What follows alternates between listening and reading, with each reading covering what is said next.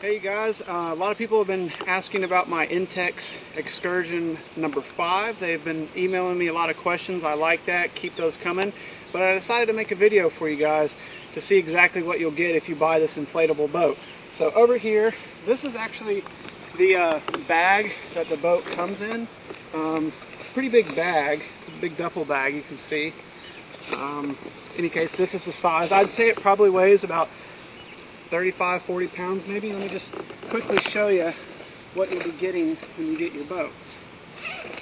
This is all your stuff. So this is just the paddle. It's pretty simple, self-explanatory. I guess all you do with this, you just pop it in like this. This end goes on here. And of course you have 2 of these paddles, so I think that's pretty easy to figure out. I've got the boat on the ground here. You can see the length of the thing. It's actually a pretty long boat. Give you an idea of how long it is. You know, so it's a pretty long thing. So I'm just going to quickly undo it here. I'll show you guys the inside of the boat. So this is the hand pump that came with the, actually I guess it's more of a foot and hand pump that came with the boat. It's okay. It actually, I mean, it works pretty well. If you, it's like one of the double pumps. So like when you push in, it blows out air. When you pull, it also blows out air. So it actually works pretty well. The only thing is with this pump is that if you're pumping too hard, it's really easy to like actually pull this entire chamber off. And I've done that 3 or 4 times until I realized to take it slow. But this does work, but I recommend that you buy the electric pump because it works a lot faster. So anyway, I use them both interchangeably, but the electric pump's definitely faster. Oh, my wife reminded me that this does come with a manual. So I mean, I don't really think you'll need it because it's pretty easy to figure out. As far as inflating the boat has 3 air chambers. The first air chamber's on the bottom, the second one's the middle one, the third one's the outside, and basically to inflate it, you start with number 1, then work your way outward. And that's pretty simple. So I'm going to start working on the inflation and then we'll go from there.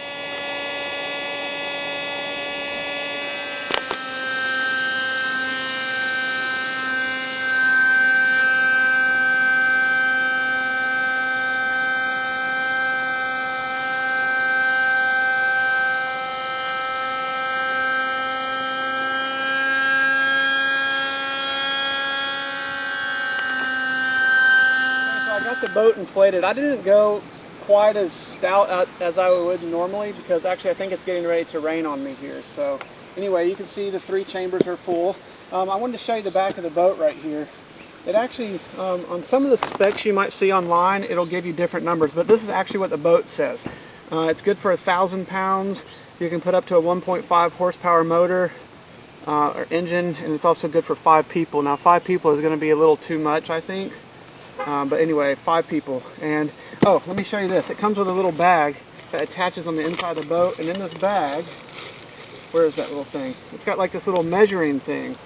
And what you do is you place it on here, and it helps to tell you how much air you need to put in there. See, I didn't quite fill it up enough because again, it's going to rain on us. But anyway, so let me, oh, one more thing.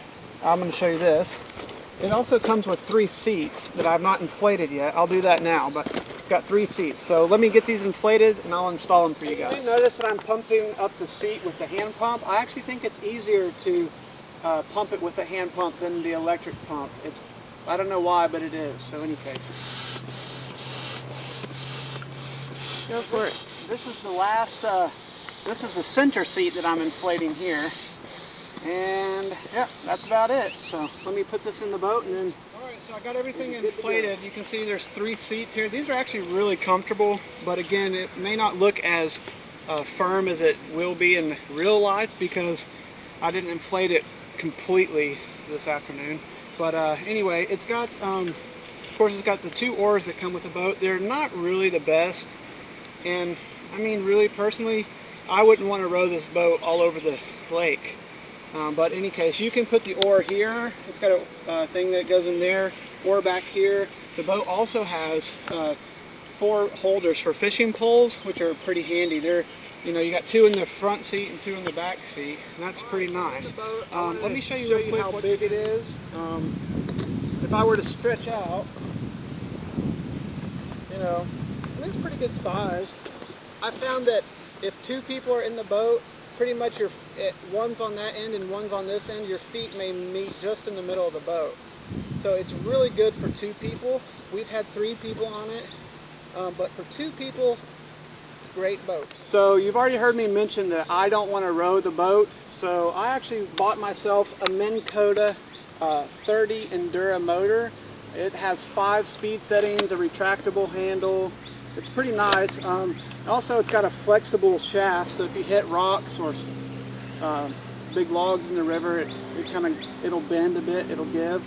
I also picked up a 125 amp hour deep cycle marine battery. I bought this at Walmart, and roughly the way this works with these motors, at least this is how it was explained to me, like this is a 30 pound thrust.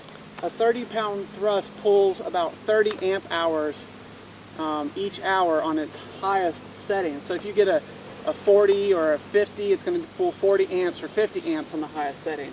In the longest that we've had the boat out, my wife and I have gone out, and also then with her brother, so the 3 of us went out. I think we were out for just over maybe 3 to 3.5 hours. That was about as long as I felt like trying on this battery. Also, you're going to need a battery charger, a speed charger or trickle charge, something to keep your battery up. And also you're going to need a motor mount. And this is really simple. Basically, because I'm not in the water, this will be on the back of your boat, and all you have to do, and the motor's really light. I mean, this just slides right on like this, and it's mounted to your boat. It's really easy. And I think, oh yeah, well, let me just show you where this goes. So follow me around to the back of the boat.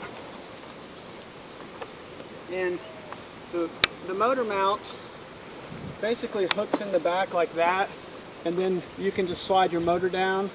And then what I usually do with the battery, I set the battery next to me on the seat. It is a pretty heavy battery, so once again, back over this way. This battery is really heavy. What I like to do, I use a little cardboard box that I put down next to me, and then I set the battery on that because it is really heavy. Any case, so I just wanted to give show you guys what the boat is, what you can expect to get, things you might need: battery, motor mount, battery charger, life jackets for everyone on board, and oh yeah, they also say that if you have a motor on your boat, it has to be registered. I did get a registration, but I didn't put any numbers on the boat yet. I did get pulled over by a Coast Guard guy, and he told me he didn't really care about the registration. He just wanted to know if we had life jackets. So I don't know, but yeah, I think it's a pretty good boat, and for the money, you can't beat it. So thanks.